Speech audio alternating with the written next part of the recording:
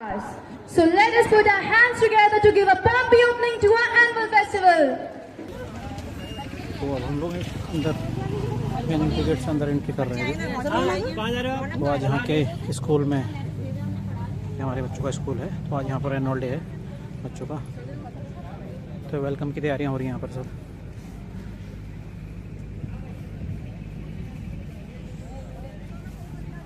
तो NCC band वाले बच्चे आ रहे हैं।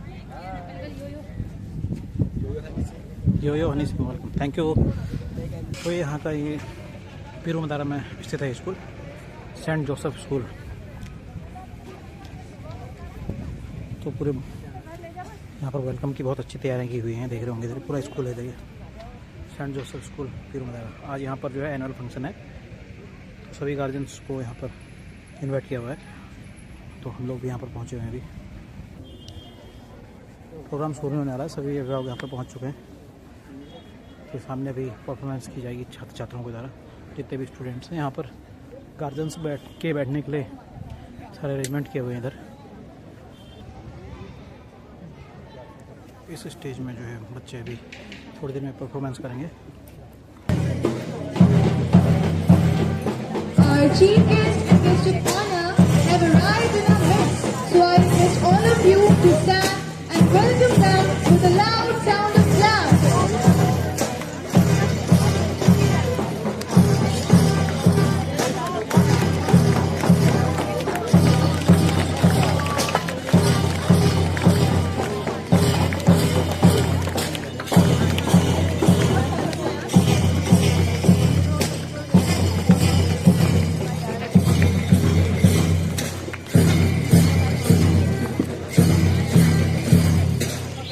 रोहन, चलो यार थोड़ा मस्ती करते हैं। स्कूल जब इच्छा होगी तब चला जाएगा। अमित, अक्सर स्कूल छोड़ना अच्छी बात है क्या? अरे यार, तुम हमेशा ज्ञान देने के मूड में क्यों रहते हो? क्योंकि हमारे माता पिता हमें पढ़ने के लिए भेजते हैं और वो हम पर विश्वास करते हैं कि हम रोज स्कूल जाते हैं। उन्हें जब पता चलेगा कि हम लोग, तुम्हारा कहना भी ठीक है, पर उन्हें पता कैसे चलेगा? तुम सही कह रहे हो यार, किंतु, अरे यार किंतु परंतु, तुम हमेशा किंतु परंतु में क्यों उलझे रहते हो? अरे यार, ये मस्ती करने के दिन पुनः वापस लौट कर नहीं आएंगे, समझे?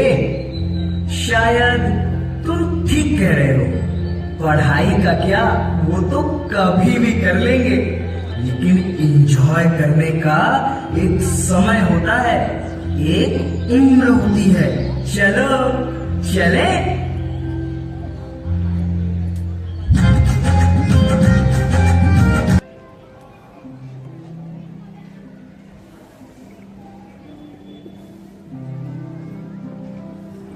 स्वाति, ओ स्वाति, कहाँ हो भाई? क्यों चिल्ला रहे हो? किचन में हूँ, तुम लोगों के लिए नाश्ता बना रही हूँ। अरे मेरा मोबाइल कहाँ है? मुझे बाथरूम जाना है। अब वॉशरूम में मोबाइल का क्या काम? लो कर लो बात। वॉशरूम में जब तक रफी साहब और सोनू निगम के गाने नहीं सुन लेता, तब तक नहाने का मजा ही नहीं आता। हे भगवान, बस एक वॉशरूम ही बचा था, अब वहाँ भी मोबाइल लेकर जाने लगे। मेरे और बच्चों के लिए भी कभी समय निकालोगे? अरे भाग्यवान, पहले मेरा मोबाइल ढूंढो, मुझे दफ्तर पहुँचने में देर हो जाएगी। मुझे क्या मालूम कहाँ रखा है तुम्हारा मोबाइल? तुम्ही ने रख छोड़ा होगा कहीं, जाओ ढूंढो। अमित बेटा, मेरा मोबाइल कहाँ है? जानते हो? आया पापा। ये रहा आपका मोबाइल। वो मैं वॉशरूम में था, मेरा फोन पुराना हो चुका है ना, वो स्लो चल रहा है, इसलिए मैं आपका मोबाइल लेकर गया था। वहाँ न्यूज सुन रहा था, मजा आ गया पापा। यूक्रेन ने रशिया पर 50 मिसाइलें दागी हैं। ये तो मेरा भी पाप निकला। हे भगवान, तुम बाप बेटे का एक ही हाल है। बाहर जाए मैं तुम दोनों से। यार अभी तक तैयार नहीं हुए, स्कूल जाने में देर हो जाएगी ना। वाह, क्या डायलॉग मारा है यार। अरे रोहन, तुम भी आते? लगता है तुम दोनों पढ़ाई लिखाई में खूब मन लगा रहे हो। वो तो है आंटी। लगता है इस बार तुम दोनों क्लास में टॉप करोगे। वो तो है आंटी।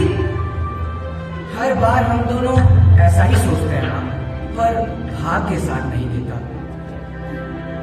कर्म भाग्य को बदल देता है बेटा। इस बार हम भाग्य को बदल देंगे चाची। बस आप अपना आशीर्वाद दीजिए। प्रणाम। खुश रहो, ईश्वर तुम्हारी मनोकामना पूर्ण करे।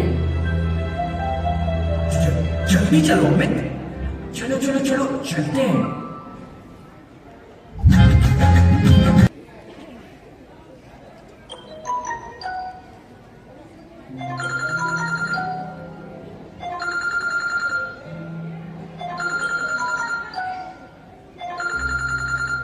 हेलो।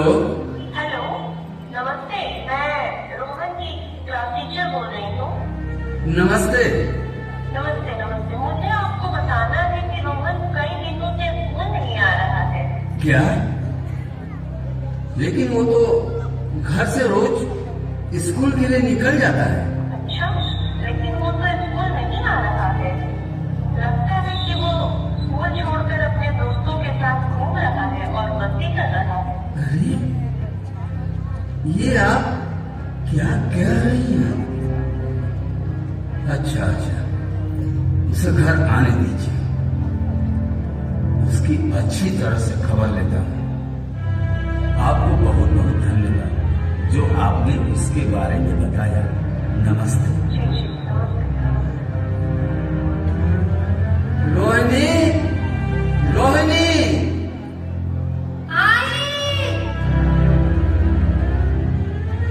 अरे सब्जी काट रही थी। मुझे लगा कि चक्कू मुझे भोग दोगे। क्या बात करते हैं? अरे मैं मजाक कर रहा हूँ, लेकिन इधर रोहन का रवैया ठीक नहीं लग रहा है। अपने बेटे के बारे में हमेशा गलत क्यों सोचते हो? 11th क्लास में किसी तरह से पास कराया गया। क्या यह मेरे सोचने का नतीजा है? 12th में फाइनल परीक्षा के 2 विषयों में फेल कर गया। यह भी मेरे सोचने का नतीजा है। यह सब तो मैं भी देख रही हूँ, पर क्या करूँ? वो मेरी सुनता ही कहाँ है?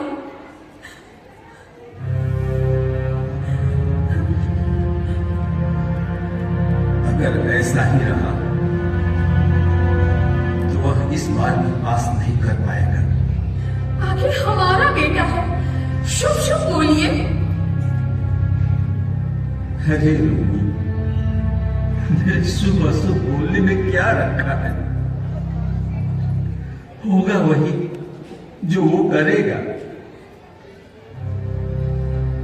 तुम्हें पता है, तुम्हारा लाडला हम लोगों के बीच में चक्कू भोंक रहा है।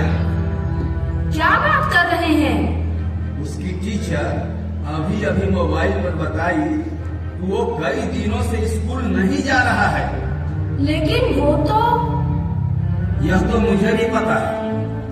वो प्रतिदिन स्कूल जाता है, लेकिन वो जाता कहाँ है?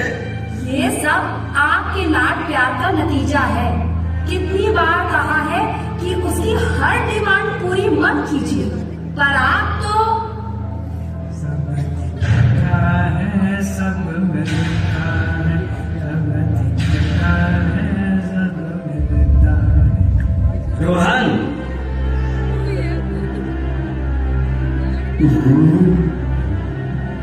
तुम हमें धोखा दे रहे हो, बिल्कुल छोड़ रहे हो और अपने दोस्तों के साथ घूम रहे हो।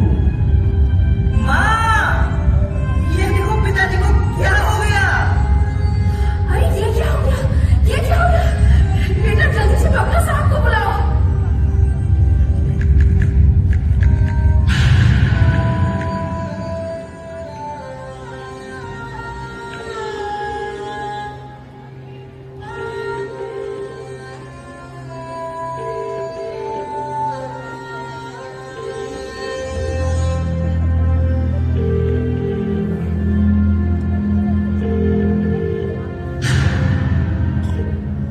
हेलो डॉक्टर साहब, नमस्ते। मैं रोहन बोल रहा हूँ। राजेश श्रीवास्तव मेरे पिता है। पता नहीं उनको क्या हो गया है, ठीक से बोल नहीं पा रहे हैं। आप जल्दी आइए। माँ, डॉक्टर साहब आ रहे हैं।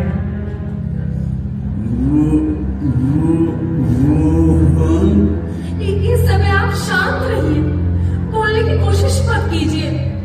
पिताजी, माँ ठीक कह रही है। तुम्हारे जीवन को लेकर बहुत चिंतित पढ़ते लिखते नहीं हो।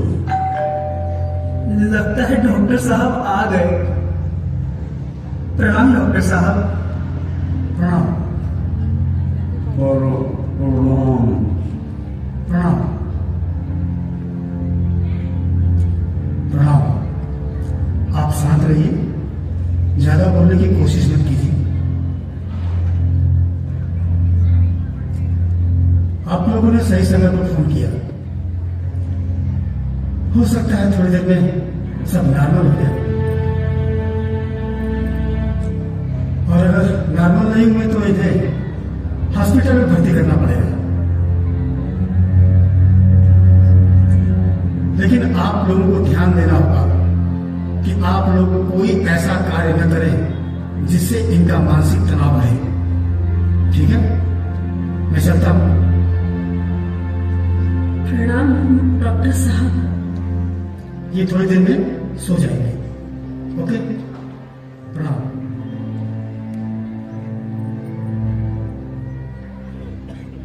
माँ, पापा सो गए। तुम्हारे पापा को कुछ हो जाएगा तो हम कहाँ के रहेंगे रोहन? माँ, पापा को ऐसा हुआ क्यों? तुम्हारी वजह से। हमारी वजह से? तुम्हारी टीचर ने मोबाइल करके बताया कि तुम आजकल स्कूल नहीं जा रहे हो। तुम्हारी इस मौत को क्या मालूम, हाँ या ना? बेटा, मैं तो समझ रही थी कि मेरा बेटा पढ़ाई कर रहा है, पढ़ लिख कर हमारे सपनों को पूरा करेगा, लेकिन तुम मुझे माफ कर दो माँ। मैं अपने दोस्तों के चक्कर में पढ़ाई से भटक गया था। मुझे क्षमा करें पापा। मैं आप दोनों से वादा करता हूँ कि मैं आज से कोई ऐसा काम नहीं करूँगा जिससे आपको शर्मिंदा होना पड़े। आप लोगों का आशीर्वाद ही मुझे सही मार्ग दिखाएगा। युग युग जियो बेटा। रोहन को एहसास हुआ, करने लगे पढ़ाई। उनके अब तो जीवन में कई बदलाव है आई। दिन बीता 7 दिन बीते,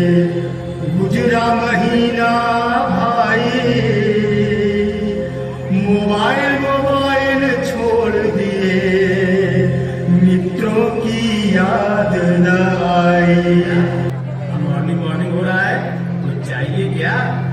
हाँ पापा, मुझे एक नया मोबाइल चाहिए। ये जो पुराना है ना, वो खराब हो गया है।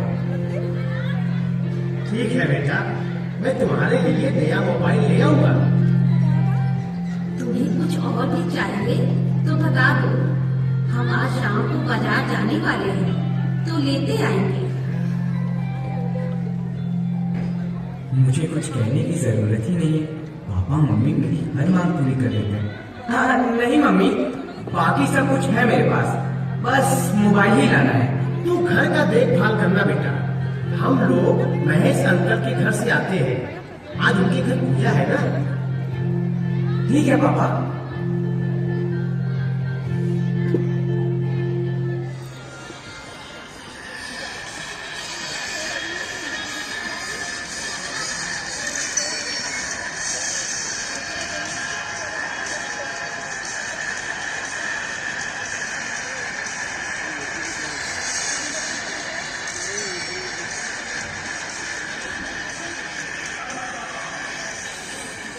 अरे रोहन, आज कैसे रास्ता भूल गए?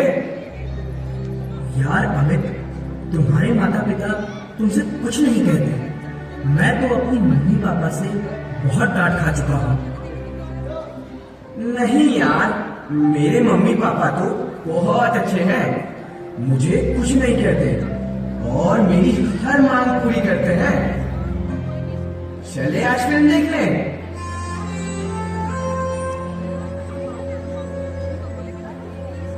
जानते हो अमित, मेरे पापा को लकवा मार दिया है। वो हॉस्पिटल में भर्ती थे, इसीलिए तुम इधर नहीं आ रहे थे या फोन नहीं कर रहे थे? बात फोन करने की या ना करने की नहीं थी। बात यह थी कि पापा जब हॉस्पिटल में भर्ती हो गए तो मेरे होश उड़ गए। जब डॉक्टर ने यह बताया कि वे ठीक हो भी सकते हैं या नहीं भी हो सकते, तो मैं सोचने के लिए मजबूर हो गया था कि अगर पापा ठीक नहीं हुए तो हमारे परिवार का क्या होगा। उसी समय पापा के मित्र सुरेश अंकल आ गए, जो उन्हीं के साथ काम करते हैं। उन्होंने पूछा कि किस क्लास में पढ़ते हो। मैंने बताया कि मैं 12th में पढ़ता हूँ। उन्होंने पूछा कि पिछले साल फेल हो गए थे। मैंने कहा कि हाँ। उन्होंने बताया अगर तुम्हारे पिता नौकरी करने के योग्य नहीं रहेंगे तो तुम्हें नौकरी मिल सकती थी, परंतु तुम 12 पास ही नहीं किए हो। मन लगा कर पढ़ो, समय बर्बाद मत करो। कब क्या होगा कोई नहीं जानता। मैं उसी दिन से समझ गया कि पढ़ाई के सिवा कोई रास्ता नहीं जो हमारी मदद कर सके।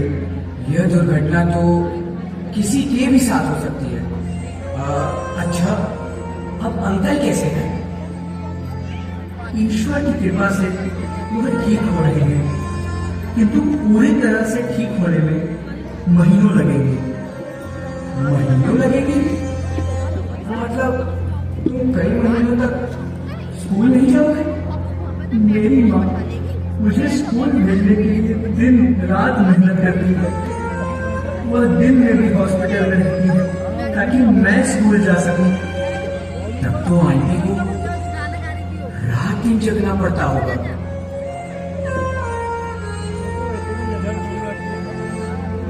यही तो बात है, हमारे माता पिता हमारे भविष्य के लिए न जाने क्या क्या कष्ट उठाते हैं। शायद तुम ठीक कह रहे हो रोहन। मेरे घर में मेरे ऊपर ध्यान देने वाला कोई नहीं है, क्योंकि मेरे मम्मी पापा के पास समय ही नहीं है। मैं जो मांगता हूँ वो मुझे मिल जाता है, पर उनके पास मेरे लिए वक्त ही नहीं है।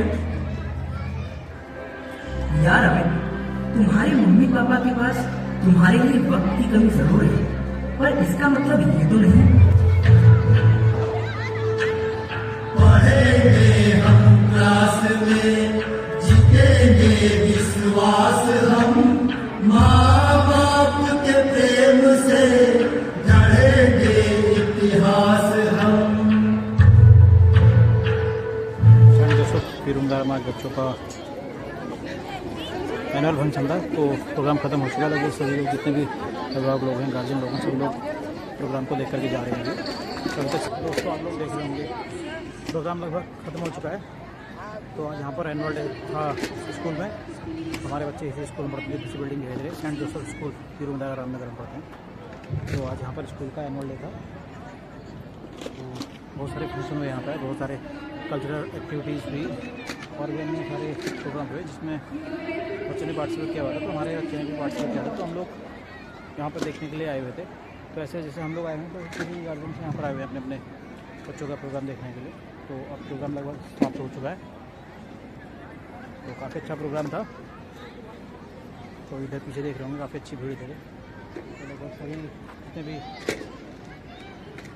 शायद यहाँ पर जितने भी स्टूडेंट पढ़ते हैं सभी के गार्जियंस यहाँ पर आए हुए थे। तो प्रोग्राम समाप्त हो चुका है। यहाँ पर ये है स्कूल।